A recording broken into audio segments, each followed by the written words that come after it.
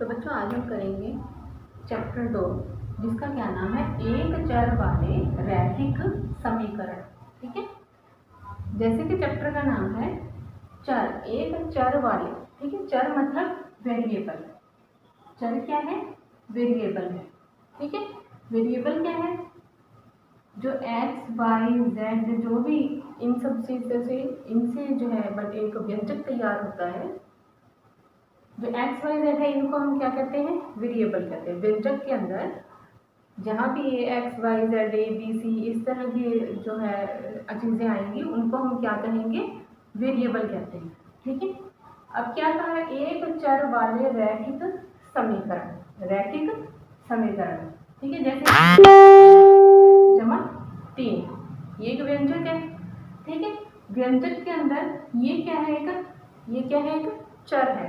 ठीक है, अब क्या कहा गया? एक चर वाले रैखिक। रैखिक मतलब इस व्यंजक के अंदर जो चर है, जो वेरिएबल है, उसकी जो पावर है वो 1 होनी चाहिए। ठीक है, अगर उसकी पावर 1 है तो हम कहेंगे कि ये रैखिक है। ठीक है, अगर कोई इस तरह से मुझे दे रखा है 2x² + 3x + 3, यहाँ पर क्या है? पावर 2 आ गई। यहाँ पर जो चर है उसकी शक्ति कितनी है? 2 है। ठीक है, तो ये रैखिक नहीं है। रैखिक कब होगा? जब शक्ति 1 होगी। ठीक है, अब क्या कह रखा है आगे? समीकरण। समीकरण मतलब ये जो व्यंजक है वो किसी ना किसी के बराबर होगा। मतलब मैंने यहाँ पे लिख दिया कि ये 5 के बराबर है। ठीक है, जो व्यंजक है वो किसी ना किसी के बराबर होगा। ठीक है, इक्वल का साइन, जो ये इक्वल का साइन है इससे तैयार होती है समीकरण। ठीक है, अगर एक व्यंजक किसी और के बराबर है, किसी और चीज़ के बराबर मुझे दे रखा है, तब मैं कहूँगी कि ये क्या है? एक समीकरण है। ठीक है, अब हमें क्या कह रखा है कि एक चर वाले रैखिक समीकरण को हमने इस चैप्टर के अंदर क्या करना है? सॉल्व करना है। पहली एक्सरसाइज के अंदर हमने इसको सॉल्व करना है। ठीक है, तो सॉल्व करने के इसके तरीके क्या होंगे? देखो, अब मेरे पास है 2x = 3 = 5। ठीक है, यहाँ ले लेते हैं हम इसको दोबारा से।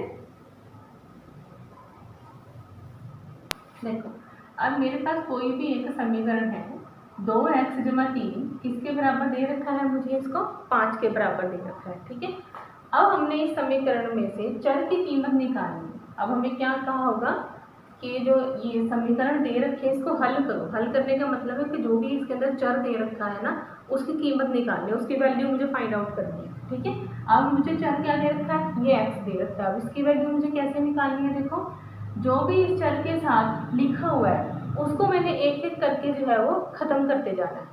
ठीक है, उसको मैंने एक एक करके रिमूव करते जाना है। ठीक है, अब उसका तरीका देखो क्या है। अगर यहाँ मेरे पास जो है +3 हो रहा है, 3 जो है यहाँ पर क्या हो रहा है? प्लस हो रहा है। अब यहाँ से 3 कब खत्म होगा? अगर इसमें मैं 3 को माइनस कर दूँ तो ये 3 - 3 जो है वो 0 होकर ये खत्म हो जाएगा, है ना? तो अब इसलिए मैं क्या करूँगी, इसमें से मैं 3 को माइनस कर दूँगी। ठीक है, अब ये जब भी जो समीकरण होती है उसमें मुझे जमा घटा गुणा भाग इनमें से कोई भी संक्रिया अगर मुझे लगानी है तब मुझे वो दोनों ही साइड लगाए हैं समीकरण की। ये है मेरी लेफ्ट हैंड साइड, ठीक है, और ये क्या है? मेरी राइट हैंड साइड।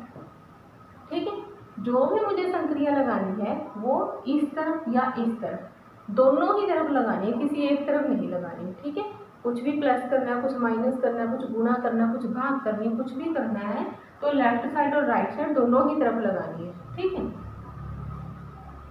देखो, अब जो है मुझे 3 को यहाँ से खत्म करना है तो अब मैं करूँगी 3 को यहाँ से माइनस, 2x = 3 - 3, वही 3 में जो है इधर से दोनों तरफ माइनस करना है ना, तो मुझे यहाँ से भी माइनस कर देना है। ठीक है, तो अब मेरे पास क्या हो गया? ये 3 में से 3 माइनस होकर 0, यानी कि ये तो कैंसिल हो गया।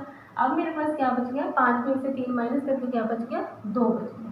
ठीक है, तो अब क्या रह गया मेरे पास? x के साथ क्या है? ये 2 है। अब इस 2 को खत्म करने के लिए मुझे क्या करना होगा? अब ये जो 2 है वो x के साथ क्या हो रहा है? गुणा हो रहा है। ठीक है, अब ये कैंसिल कब होगा? अगर मैं इस 2 को किसी 2 से भाग दे दूँ, ठीक है, तो वो 2 को 2 से अगर भाग देंगे तो 2 × 1 = 2, उसका आंसर 1 ही आएगा। ठीक है, अगर मैं 2 को 2 से भाग दूँ तो उसका आंसर क्या आएगा? 2 × 1 = 2, 1 ही आएगा। ठीक है, मतलब 2 जो है वो यहाँ से भी खत्म हो जाएगा। ठीक है, अब उसी तरह इस तरफ भी मुझे 2 को भाग करना है, ठीक है, क्योंकि जो भी मुझे करना है प्लस माइनस गुणा भाग वो बराबर के दोनों तरफ करना है, ठीक है। जैसे एक तकड़ी होती है ना, तो तोल होता है, अगर इस तरफ वजन का डाल दूंगी मैं ज़्यादा, ठीक है, अगर मैं लेफ्ट साइड में अगर जो है वजन ज़्यादा डाल दूंगी तो वो क्या होगा, वो चीज़ नीचे झुक जाएगी, उस साइड से जो है वो तकड़ी जो है वो नीचे झुक जाएगी। तो समीकरण क्या है, बैलेंस, बराबर। बराबर तभी रहता है ना, अगर जितना वेट इधर डालूंगी उतना ही वेट इधर डालूंगी तभी वो बराबर रहेगा, है ना। तो इसलिए मुझे अब यहाँ से 2 को दोनों ही तरफ मैंने भाग कर दिया। जब मैंने इसको 2 एकम तो भाग कर दिया, ये कैंसिल हो गया। इसी तरह फिर यहाँ पे भी कैंसिल हो गया, ठीक है, 1 के ऊपर, ठीक है। तो यहाँ पे क्या आ गया, x से बराबर कितना आ गया, 1 आ गया, ठीक है। तो इस तरह से जो है मुझे चर की वैल्यू जो है एक समीकरण में से निकालनी है, ठीक है। अब इसी को जो है मैं शॉर्टकट वे में भी कर सकती हूँ। देखो कैसे, अभी तो ये देखो हमने सीखा है ना किस तरह से हमने प्लस करना है, किसको माइनस करना है। अब सेम सिचुएशन देखो, अगर ऐसे ही यहाँ पर दिया 2x जमा 3 बराबर मेरे पास क्या है, 5 है, ठीक है।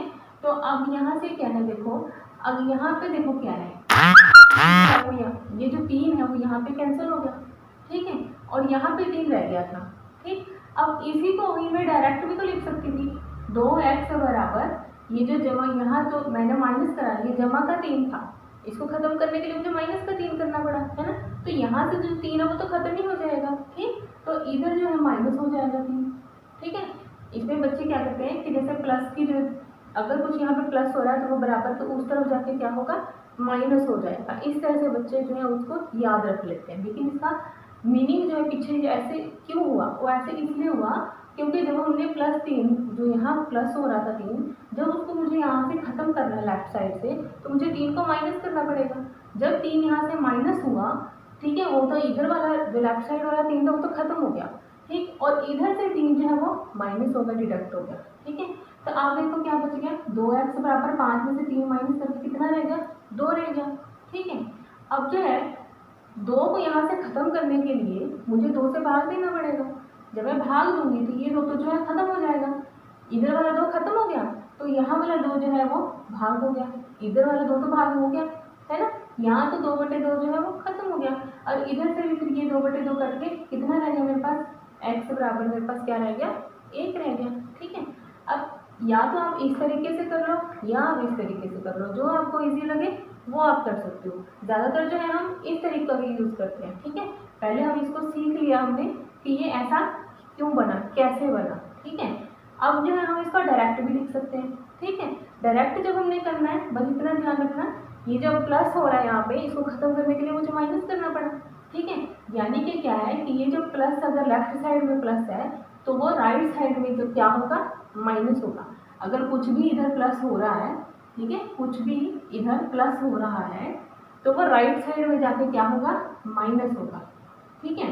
ये लेफ्ट हैंड साइड होगी, ठीक है। यहाँ से दोबारा लिख देते हैं, देखो ये लेफ्ट साइड है, लेफ्ट हैंड साइड, ये है मेरी राइट हैंड साइड, ठीक है। अगर कुछ यहाँ पर प्लस हो रहा है तो राइट हैंड साइड में वो क्या होगा, माइनस होगा, ठीक है। और अगर लेफ्ट साइड में कुछ माइनस हो रहा है तो वो यहाँ आके प्लस होगा। लेफ्ट साइड में कुछ गुणा हो रहा है, मल्टीप्लाई हो रहा है, तो मुझे राइट हैंड साइड में क्या करना पड़ेगा, उसको भाग करना पड़ेगा, क्योंकि लेफ्ट साइड से अगर कुछ मल्टीप्लाई हो रहा है तो उसको खत्म करने के लिए मुझे डिवाइड करना पड़ेगा ना, तो इसका मतलब राइट साइड में भी डिवाइड ही होगा, ठीक है।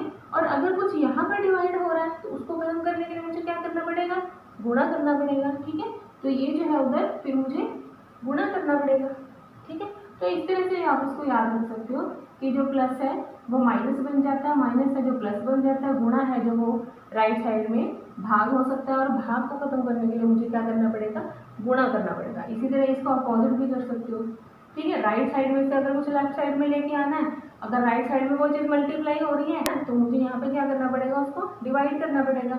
और अगर राइट साइड में कुछ डिवाइड हो रहा है तो मुझे यहाँ पे क्या करना पड़ेगा, मल्टीप्लाई करना पड़ेगा। इसी तरह अगर राइट साइड में कुछ प्लस है तो माइनस हो गया, और अगर कुछ माइनस है तो उसको प्लस करना पड़ेगा, ठीक है। तभी जो है हमारा दोनों साइड में, लेफ्ट साइड और राइट साइड दोनों की तरफ क्या होगा, बैलेंस बना रहेगा, और हमारी क्वेश्चन जो है वो सॉल्व हो जाएगी, ठीक है। तो आप इन दोनों में से कोई भी तरीका जो है वो इस्तेमाल कर सकते हैं।